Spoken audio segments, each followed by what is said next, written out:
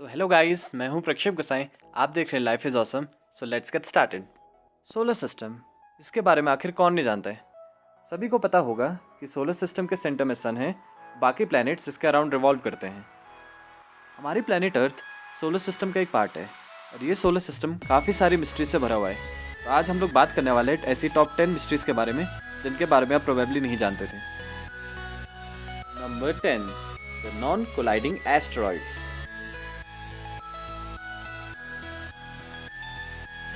Asteroids solar system में present कुछ Rocky objects हैं जो कि प्लैनेट्स की तरह ही सन का राउंड लगाते हैं, but as compare to planets they are very small. Asteroids mainly Mars और जुपिटर के बीच में ही पाए जाते हैं। ये एक बेल्ट के फॉर्म में होते हैं और हम इस बेल्ट को एस्टेरॉइड बेल्ट कहते हैं। आप में से कई लोगों ने मूवीज़ में देखा ही होगा कि जब भी कोई स्पेसशिप एस्टेरॉइड्स को इनकाउंटर करती है, या तो वो उसे डॉज करती है या फिर उसे डिस्ट्रॉय करने की ट्राई करती है। बट डिसअपॉइंटिंगली रियल लाइफ में ऐसा कुछ नहीं होता है, बिकॉज एस्टेरॉइड्स बेल्ट में एस्टेरॉइड्स इतने ज़्यादा डिस्टेंस में मेंटेन होते हैं कि कोलिजन के चांसेस लगभग नेग्लिजिबल होते हैं। Number 9, the never ending solar Eclipse. Solar Eclipse एक बहुत ही वेल नोन नेचुरल फिनोमेना है। ये सन, अर्थ और मून की ब्यूटीफुल ज्योमेट्री के कारण टेक प्लेस करता है। बट क्या कभी किसी ने सोचा है कि ऐसा टाइम भी आने वाला है कि कोई सोलर इक्लिप्स नहीं होगा। हमारा मून 4 सेंटीमीटर पर ईयर की स्पीड से अर्थ से दूर जा रहा है, एंड सारी कैलकुलेशंस के अकॉर्डिंग 500 बिलियन ईयर्स बाद मून इक्लिप्स की ज्योमेट्री को ब्रेक कर देगा and there will be no longer any solar eclipse. Number 8, the 25th hour. Earth is a rotating planet जो हर 24 आवर्स में अपना एक रोटेशन पूरा करती है। That's the reason why we have 24 hours in a day. But कोई भी नेचुरल फिनोमेना कभी भी परमानेंट नहीं होता है।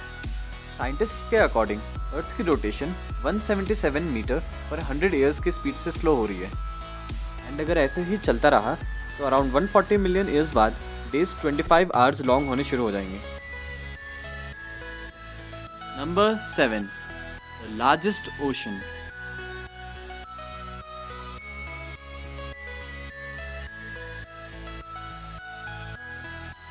हमारे सोलर सिस्टम में काफ़ी सारे ओशंस हैं।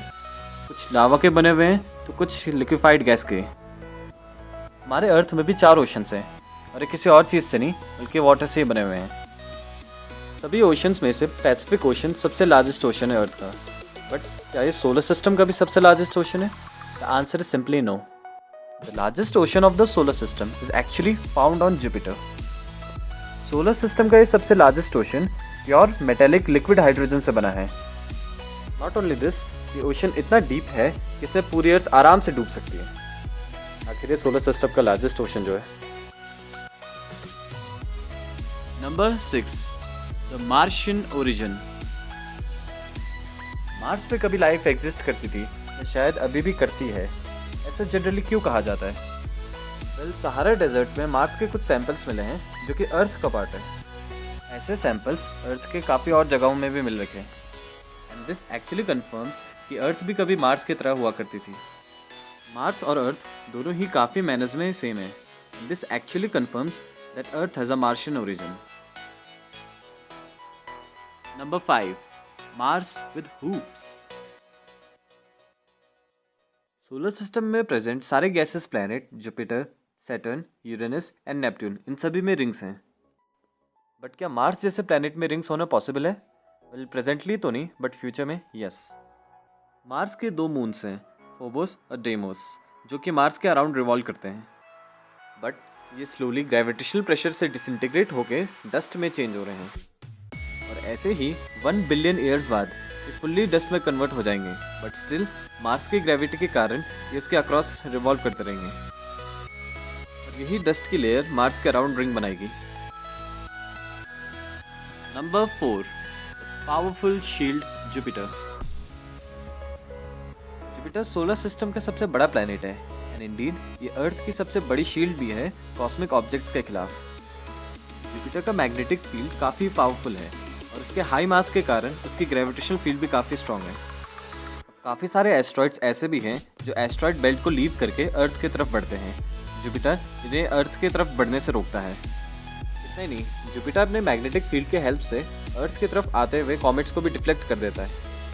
अगर जुपिटर सोलर सिस्टम में नहीं होता तो प्रोबेबली अर्थ भी अभी तक डिस्ट्रॉय हो चुकी होती। Number 3, the fresh water planet. Solar system से रिलेटेड हमें काफ़ी सारे क्वेश्चंस आते हैं।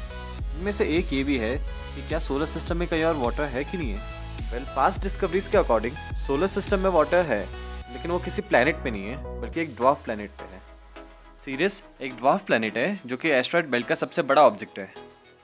रिसेंटली ये पाया गया है कि सीरियस में एक अंडरग्राउंड ओशन है जो कि पूरा फ्रेश वाटर से बना हुआ है। इस फ्रेश वाटर की क्वांटिटी अर्थ में मिले फ्रेश वाटर से कई गुना ज़्यादा है, बट अनफॉर्चुनेटली अर्थ पे ट्रांसपोर्ट करना अभी इम्पॉसिबल है।